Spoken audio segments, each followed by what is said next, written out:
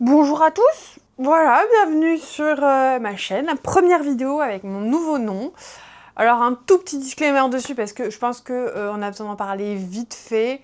Je me retrouvais plus du tout avec mon ancien nom qui en plus était imprononçable et comme j'ai commencé à le faire sur cette chaîne, j'avais pas envie de me cantonner qu'au livre, j'ai envie de vous parler de toutes mes passions, même si le livre aura, on va dire, 90% du temps de parole. Mais je m'y retrouvais plus et en fait je me suis rendu compte que j'avais envie que cette chaîne soit cosy. Donc le nom Cozy Emily, c'est un petit peu, je sais pas, il est un peu apparu comme ça. Je me suis dit ouais ça sonne bien, ça me ressemble bien. Donc eh bien voici une nouvelle ère, une nouvelle moi, ça va beaucoup mieux. Voilà, ça m'a fait du bien ce petit break pour me recentrer. Encore une fois, je vous rassure, je vous parlerai encore de livres. J'ai juste envie de faire les choses un peu différemment. J'avais pas du tout prévu de filmer cette vidéo. Ça fait très longtemps que je ne filme plus. Ça doit faire 2 mois presque que j'ai pas filmé. J'exagère, peut-être un mois et demi. Et en fait, j'ai commencé les vlogs d'été parce que je vous avais dit que je referais des vlogs d'été. Sauf qu'en fait, je me suis dit, et si je leur présentais ma pile à air de l'été, du coup, ce qu'ils peuvent retrouver dans les vlogs, histoire de voir un petit peu à quelle sauce je vais être mangée. Et donc c'est pour ça que cette intro complètement décousue arrive, parce que je rentre du boulot, il est 17h30, et je me suis dit, je vais leur faire une vidéo pour ce soir. Super, donc écoutez, laissez-moi vous présenter ma pile à l'air de l'été. J'ai découpé ça en 1, 2, 3, 4, 5, 6 catégories. Nous avons le feel good, nous avons l'historique, nous avons la mythologie grecque, tout ce qui a rapport avec le thriller, l'enquête, cozy mystery, voilà. La romance et enfin l'imaginaire. Donc on va commencer avec le premier tas que j'ai. Il s'agit du feel good. C'est une saison l'été qui pour moi se prête au feel good, à la romance, voilà, toutes ces choses-là. Le premier que j'attrape, c'est mon Virginie Grimaldi annuel. Voilà, tous les ans j'en lis un. Et cette année, ce sera donc plus grand que le ciel. Merci à Camille d'ailleurs, puisque me l'a offert pour mon anniversaire.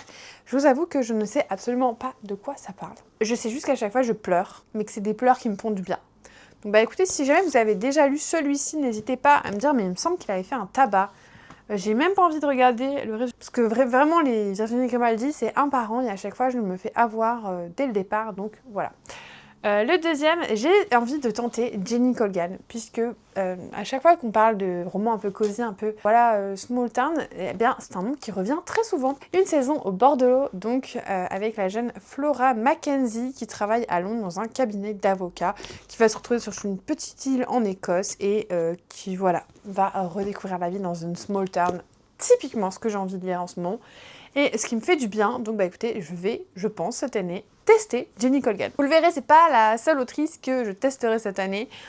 Ensuite, un roman Nami que j'avais gardé un petit peu pour cette période, je vous avais dit quand je l'ai reçu, que je le garderai sûrement pour l'été. Il y a La supérette au bord de mer de Sonoko Mashida, avec donc une petite supérette au bord, d'une petite mer, avec des personnes qui viennent souvent trouver refuge, et de la littérature asiatique assez classique. J'en ai entendu de bonnes choses, ça fait longtemps que j'en ai pas lu, parce que j'en ai beaucoup lu. Je pense qu'il y a un moment en fait où j'ai fait un peu une overdose, comme à l'époque avec l'historique.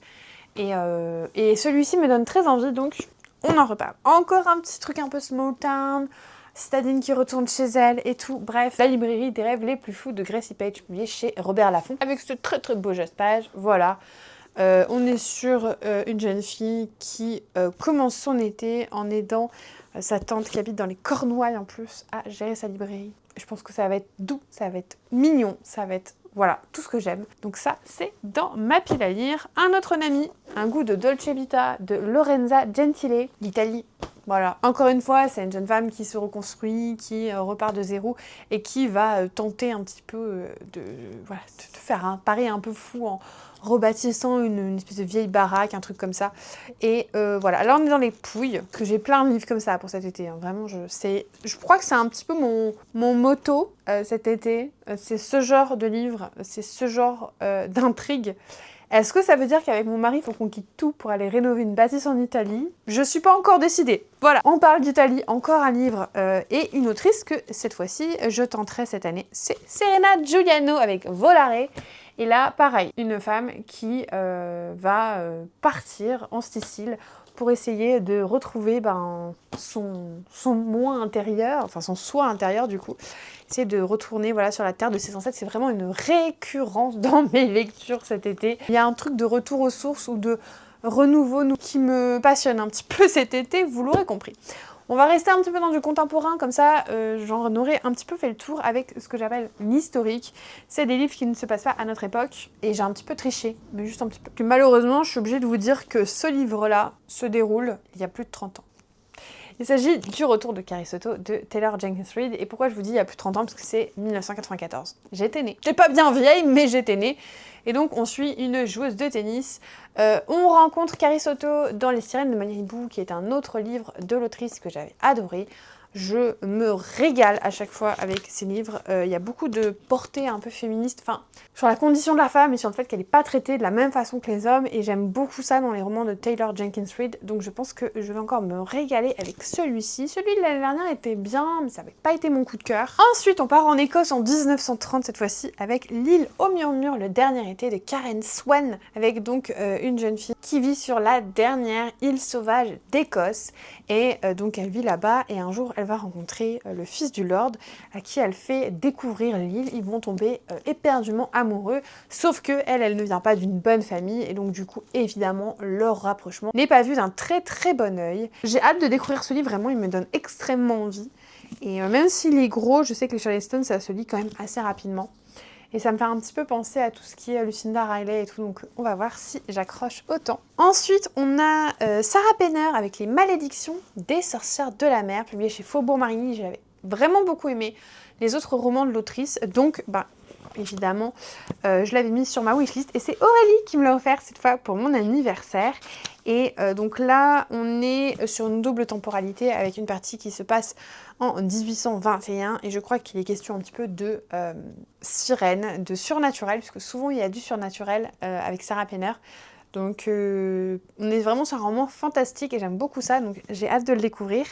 Il est gros, mais en vrai, je pense qu'il peut aussi se dévorer parce que c'est écrit gros, c'est quand même assez aéré, donc écoutez, nous verrons. Mais en tout cas, on est encore sur une thématique Italie, puisqu'on est sur la côte au niveau de Positano. Donc voilà, vraiment je suis sur un délire Italie. Puis alors, le livre d'après ne fait que confirmer. Il s'agit du Secret de la Villa Carlotta de Silvia Montemurro. Et donc là, on est en 1848 avec une jeune fille qui donc est une fille de grande famille, d'un prince de Prusse qui va passer l'été dans la Villa Carlotta. Et voilà, au niveau du lac de Côme, voilà, on adore et évidemment un ténébreux et magnétique Giorgio, voilà, qui va lui faire découvrir la vie. Et pas que. Hâte de le découvrir celui-ci, il me fait aussi extrêmement envie. Pour moi, ça fait très Bridgerton, mais à la sauce italienne. Nous verrons, mais celui-là, hâte. En parlant de Lucinda Riley, j'ai La jeune fille sur la falaise d'elle et donc à lire. Là, on est sur une double temporalité aussi en Irlande, mais aussi en 1914, avec donc une histoire d'amour au niveau du coup de l'armée, je pense, en temps de guerre. Lucinda Riley, c'est toujours ça marche toujours chez moi, donc écoutez, nous verrons. Surtout qu'il y a de moins en moins de livres qu'elle a décidé, ça commence à faire d'ailleurs un petit moment.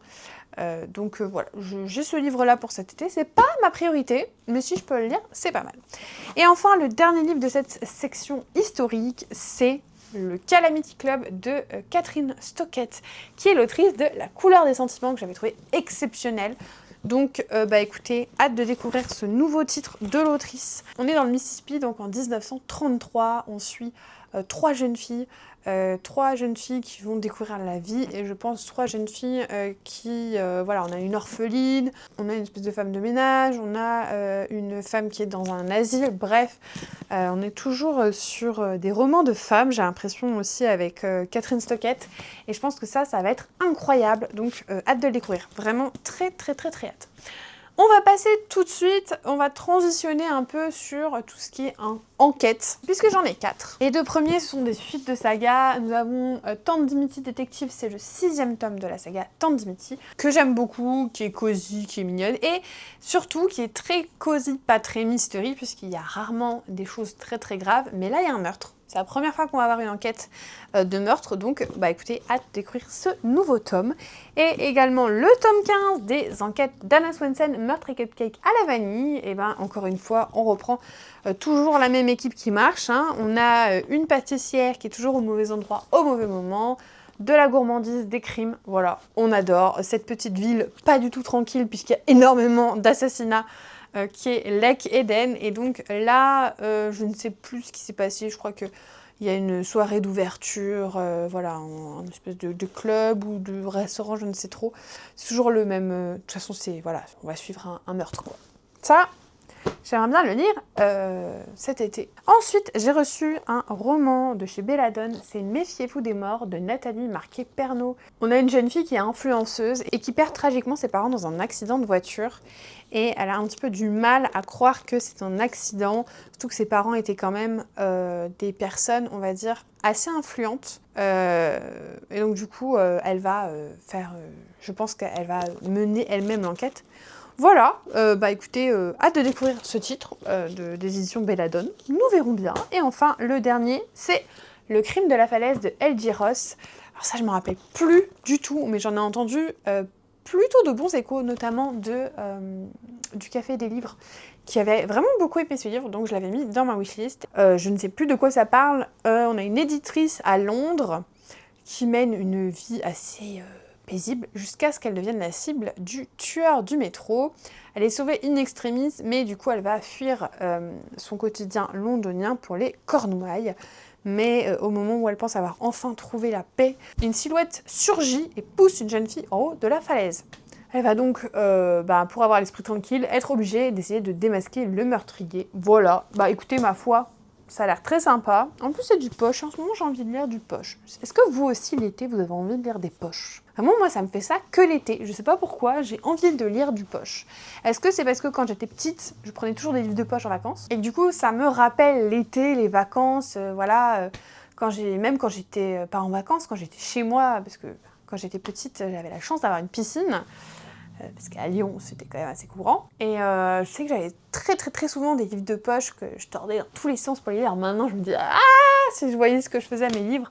À l'époque, j'en prenais pas autant soin. Enfin, du moins, les grands formats, j'en prenais soin, mais les livres de poche, j'avais tendance à les retourner dans tous les sens. Quand j'étais devant la piscine, ils prenaient des flaques d'eau, c'était pas grave. Et voilà, je crois que ça me rappelle un petit peu, du coup, les vacances. Et c'est sur ce qu'on va passer à la partie romance. Alors ces derniers temps, je lis beaucoup de romances, enfin beaucoup plus qu'avant. Mais je sais pas, je me suis trouvé un genre très niche qui est la cozy romance, c'est-à-dire la small town romance, ou vraiment, c'est-à-dire clairement les films de Noël. C'est vraiment typique de, pour moi, la small town romance, un garçon ou une fille qui arrive dans une petite ville et tout le monde se connaît, tout le monde sait, voilà, il y a des petits commerces et alors avec Smut ou pas, parce que les téléfilms de Noël sont quand même tout public, surtout que c'est Hallmark Channel que je regarde le plus, et que c'est une chaîne qui est détenue par Disney, donc autant vous dire que voilà.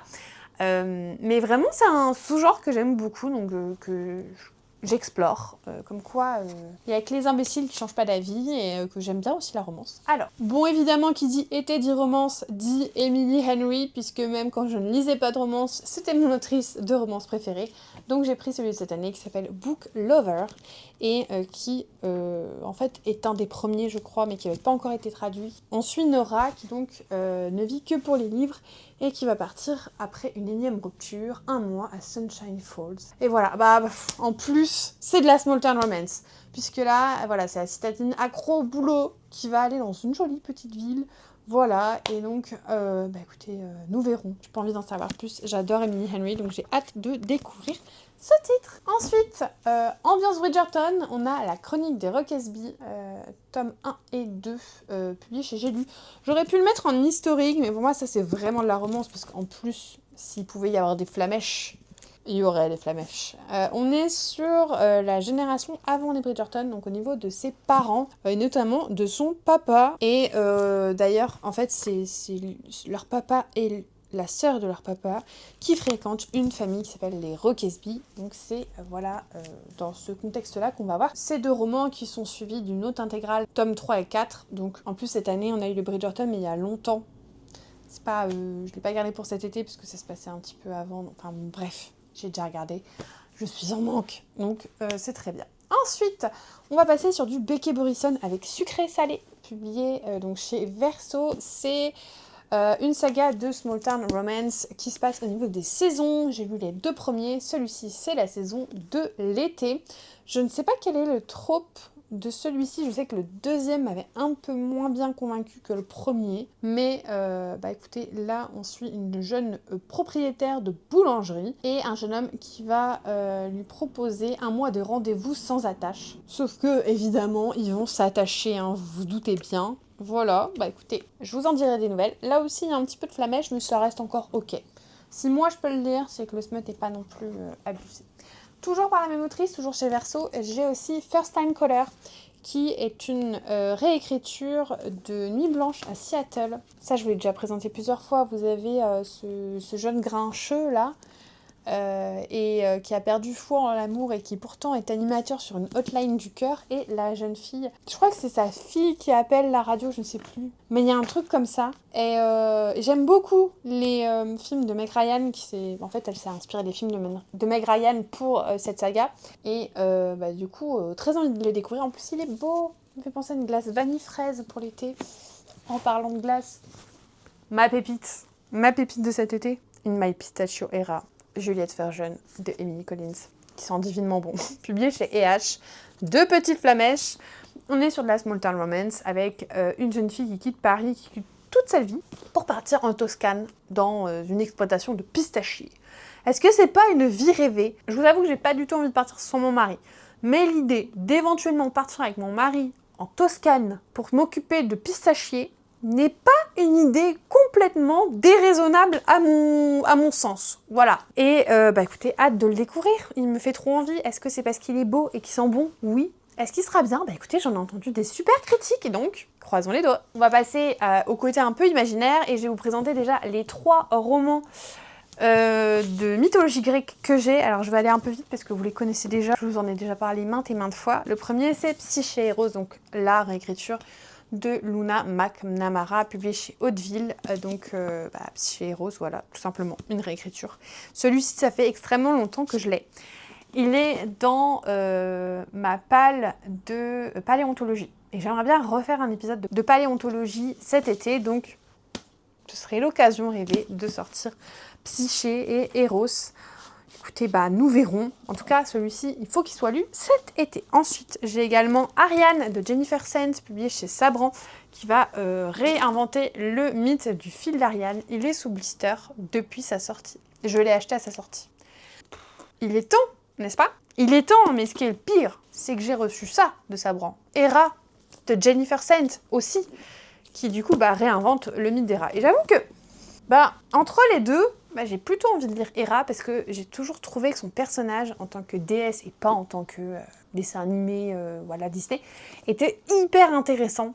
Qu'elle a toujours été vraiment dépeinte comme une espèce de femme folle, jalouse et tout. Mais oh, le mec, ce qu'il lui fait vivre! Mais voilà. Et donc du coup, je trouve qu'il y a toujours ce côté où les femmes dans la mythologie grecque, elles sont soit perçues comme des femmes magnifiques, des trophées, soit des folles alliées, des méchantes comme Méduse et tout. Et en fait, quand on se plonge vraiment dans les écrits, on se rend compte que ça a été écrit d'un point de vue masculin et que ça twiste un petit peu vraiment ce qui se passe. Et qu'en fait, les femmes sont les vraies victimes dans la mythologie grecque. Donc, ça me donne très envie, ça. Ça me donne plus envie que le fil d'Ariane, je vous avoue. Et on va finir par la dernière catégorie qui est du pur imaginaire. Je vais commencer par les livres en anglais, j'en ai 2. J'ai Never Ever After de Sulintan, qui est une réécriture de Cendrillon qui est magnifique, mais qui pour moi fait quand même très printemps. Alors, est-ce que ça attendra l'année prochaine? Je sais pas. Est-ce que je peux vous en dire plus sur ce livre? Absolument pas. Absolument pas. Je ne sais pas du tout de quoi ça parle. Là où j'en sais un petit peu plus, c'est Forgery of Fate d'Elizabeth Lim, qui est un livre qui se passe dans l'univers de l'Orient, donc dans l'univers de Six Couronnes écarlates, voilà, tout ça. Ils font tous partie d'un même univers, et ça c'est un one-shot, je crois. Il va réinventer le mythe de la Belle et la Bête, mais donc dans un univers sous-marin, avec des sirènes et compagnie, des dragons de mer, et un côté un petit peu asiatique à tout ça. J'adore Elizabeth Lim, donc celui-là j'ai très très envie de le lire, surtout que vu que c'est un one-shot, il me semble, il faut que je vérifie, et du coup je serai à jour dans l'univers de la saga, mais sans commencer une nouvelle saga, vous voyez ce que je veux dire? Il est extrêmement beau en plus. Voilà, donc ça j'aimerais bien. Vraiment, ça me ferait très plaisir de le lire cet été. Ça fait une éternité que je n'ai pas lu un livre en anglais. Eh bien, écoutez, ce serait l'occasion. Et à choisir entre les deux, je préfère lire celui-ci cet été. Ensuite, un livre que je veux absolument lire maintenant, c'est Les Oubliés de Greenborough de Sarah Beth Durst, qui est de la cozy fantasy. J'avais adoré La Petite Boutique de Sortilège. Oui, c'était La Petite Boutique de Sortilège? Oui, parce qu'il y a La Petite Boutique de Poison, mais ça c'est Sarah Penner. Donc du coup j'avais très envie de le découvrir et puis j'ai pas envie qu'il traîne jusqu'à l'année prochaine parce qu'après ça fera pas assez automne et compagnie et que j'ai plein de livres déjà d'automne. Là on suit Elisa et en fait elle ne s'est pas restée au même endroit. D'ailleurs si elle reste au même endroit, elle se transforme en arbre, mais il y a un moment où il y a des forces magiques qui l'empêchent de quitter l'endroit où elle est. Ça va poser problème. Bref, voilà, envie de le lire. Il est beau en plus. Est-ce que mon mari va le choisir pour mon mari chez Ozimi Lecture? Bah en fait je le sais déjà, parce que du coup je vous annonce le prochain vlog. Je le sais déjà. En fait là, il y a même des livres où j'ai fait poker face pour pas que vous sachiez lesquels mon mari a choisi. Bah, écoutez, pour le savoir, rendez-vous mercredi.